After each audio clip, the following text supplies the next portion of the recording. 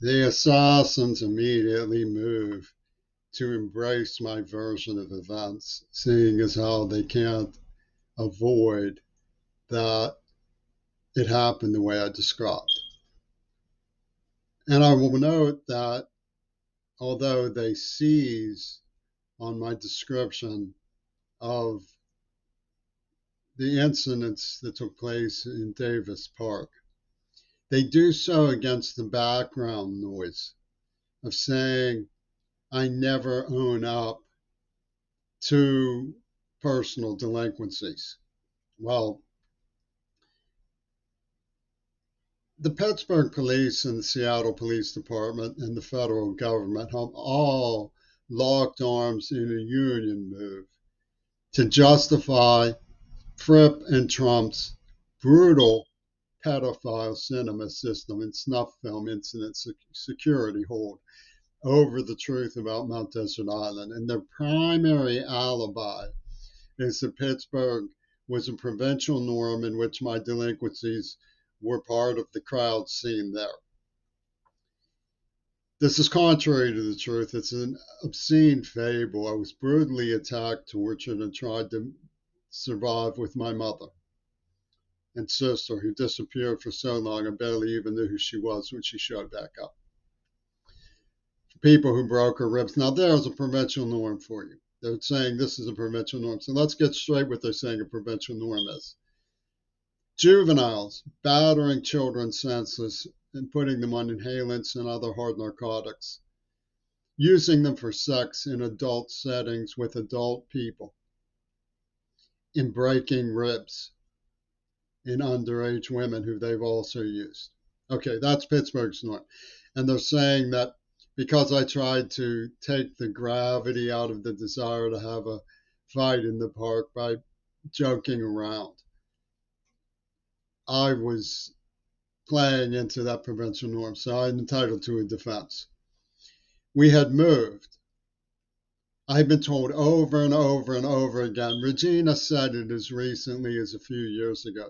The reason I had it coming was because I wouldn't defend myself. That's another provincial shibboleth of the Fernholder Bridge gang. I had it coming because I wouldn't defend myself. This was a Jewish Holocaust survivor community. This was basically SCOTUS. I had it coming because I wouldn't defend myself. I heard this so many times. A kid came after we moved. My mother, in tears beyond tears, you've never seen a woman cry. She was so heartbroken having to sell that house. I was sat upon by somebody with scissors who had laughing girls around who was going to cut off my hair. So I gave him a fat lip, very uncharacteristic of me. So it's important to understand that what happened was actually something far less aggressive than giving somebody a fat lip.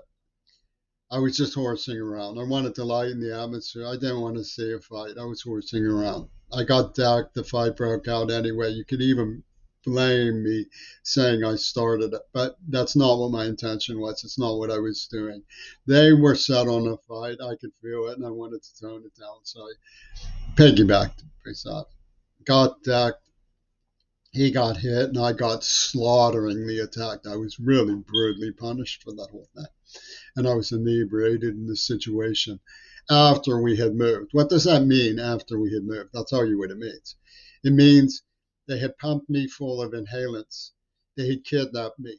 They had welded shut a neuroplasm. I couldn't remember who I was, what had happened. They had used a nerve agent for personality change. They had corrupted the morals of the minors.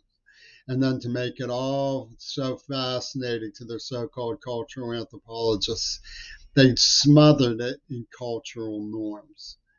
They had the black NAACP coming around saying, oh, let it go. Bygones be bygones. Forget about it, Jimmy. You're too selfish. And I believed all that. I decided that the thing to do was to be magnanimous about it, move on, and try to start over in a new neighborhood. What did I get for starting over in a new neighborhood? Somebody coming out with me with scissors to cut off my hair. Did these um, soul trolls ever um, hair split the legal authority that this individual had in coming at me with scissors. All of those men were armed. One of them was probably going to kill me. He had a dagger, which they claimed it was his father's Nazi bayonet. They had attacked me many, many times in cold blood blindside, slaughtering blows to the head over and over and over again. There was nothing of that sadism, that brutality, that ferociousness, that homicidal assault in giving Jeff Weiner a foul lip. Nothing of it. Nothing even close. I was just tired of my mother being humiliated and had heard over and over again. You know, one of the other students said, he laughed and said, I didn't think you had it in you. That's the neighborhood this was.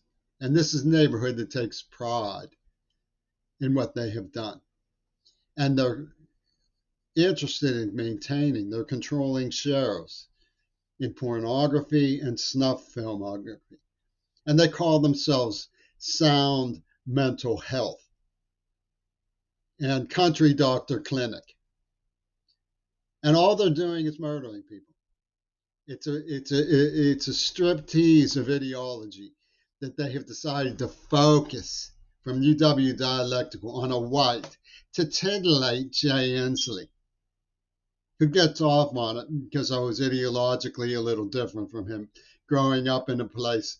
People heard me read Greta Thunberg today. When we got to the punchline about public education, I wept because my father was in public education. My heart was in public education. I was denied by these same pilchards the right to go to school for 10, 15 years, much less have a career teaching. My sister was voted the most admired professor in the school. What makes you think I wouldn't have been a good professor? They wanted to attack me early and hard to make sure that never happened. And if you think it's a joke,